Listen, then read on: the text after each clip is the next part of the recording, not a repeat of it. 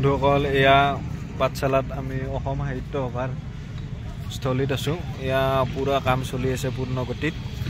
এয়া দেখিছে এয়া এইবিলাক কি বনাই আছে একদম ধৰিবই পৰা নাই। এতিয়া বন্ধুসকল বলকচোন ভিতৰলৈকে আমি গৈ চাওঁ সাহিত্য সভাৰ কিমানখিনি কাম আগবাঢ়িল আৰু কি হৈ আছে। এই ৰাস্তাটোৰে গ'লে একদম ভিতৰলৈকে সোমাই যাব লাগিব। ৰাস্তাটোৰ কাম পুৰা পূৰ্ণ গতিত হৈ আছে বন্ধুসকল। এয়া এইখন হৈছে গেট। এইখন নিশ্চয় এফালেৰে সোমাই যোৱা হ'ব, এফালে ওলাই অহা হ'ব চাগে। এইখন গেটৰ কামো পুৰা চলি আছে পূৰ্ণ গতিত। এয়া ৰাস্তাটোৰ কামো চলি আছে বন্ধুসকল। এয়া গেটখন খুবেই ধুনীয়া লগা হ'ব। বন্ধুসকল দেখিছে এইবিলাক কিবা বনাই আছে আৰু বহুতো মানুহে ইয়াতে কাম কৰি আছে। এয়া দেখিছে একদম দিন ৰাতি একাকাৰ কৰি দিছে কাম কৰি। এয়া এইখন চাগে ষ্টেজ হ'ব, ইয়াতে ষ্টেজ হ'ব।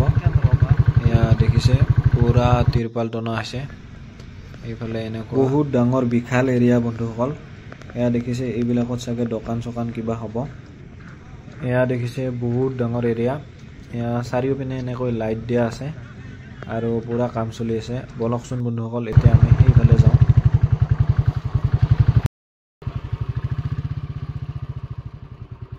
এতিয়া বন্ধুসকল একো ধৰিব পৰা নাই মানে ক'ত কি হ'ব।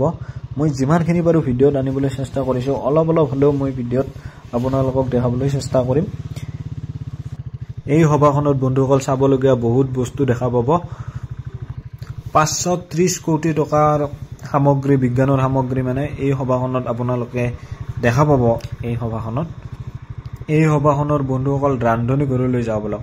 ৰান্ধনী ঘৰ মানে পাকঘৰ, আমাৰ ঘৰৰ কথাত পাকঘৰটো খুবেই ডাঙৰ এই সভাখনৰ। আৰু এই সভাখনৰ ভোজনালয় যিটো আছে, য'ত মানে খানা পিনা দিয়া হ'ব, এই কক্ষটো খুবেই ডাঙৰ। প্ৰায় 10,000 মানুহ একেলগে খানা খাব পাৰিব, ইমানেই ডাঙৰ বনাইছে মানে। এয়া হৈছে পাকঘৰ। এয়া দেখিছে ইয়াতে খানা পিনাবিলাক দিয়া হ'ব। ইয়াতে 10,000 মানুহ একেলগে খানা খাব পাৰিব। এয়া দেখিছে বিৰাটেই ডাঙৰ বনাইছে। আৰু এইটো চাইডে আছে পাকঘৰ, এইটো চাইডেও বন্ধুসকল এইবিলাক কিবা বনাই আছে। এই পুৰা ৰাতিও কাম চলি আছে সম্পূৰ্ণৰূপে।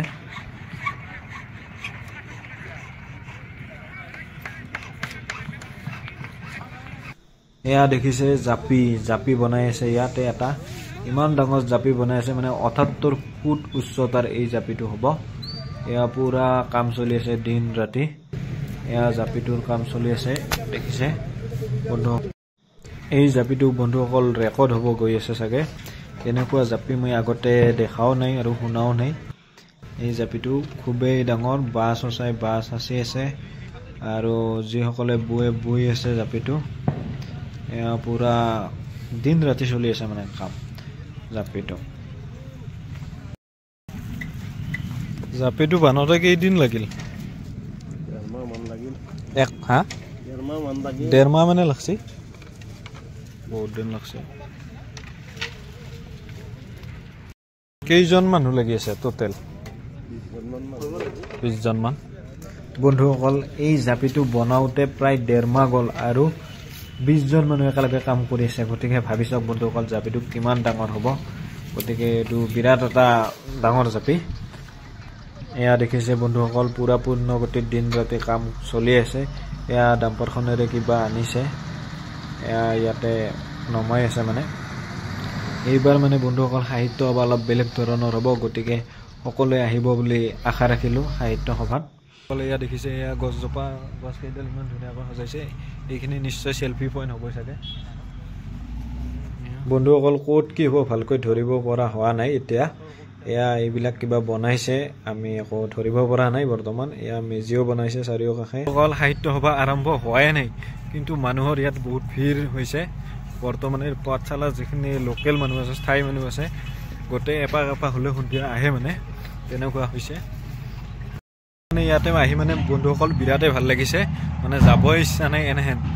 আমি মানে ভাবিছোঁ নে এনেই অকণমান চাই আহিম, কিন্তু চাওঁতে বহুত দেৰি হৈ গ'ল। বহুত টাইম ৰখি দিলোঁ, এইটো চাওঁতে সেইটো চাওঁতে বহুখিনি টাইম লাগি গ'ল আমাৰো। বহুত ডাঙৰ এৰিয়া হয়, বিশাল এৰিয়া। খোজকাঢ়ি ঘূৰাটো অলপ তেনেকুৱাই হৈ যায়।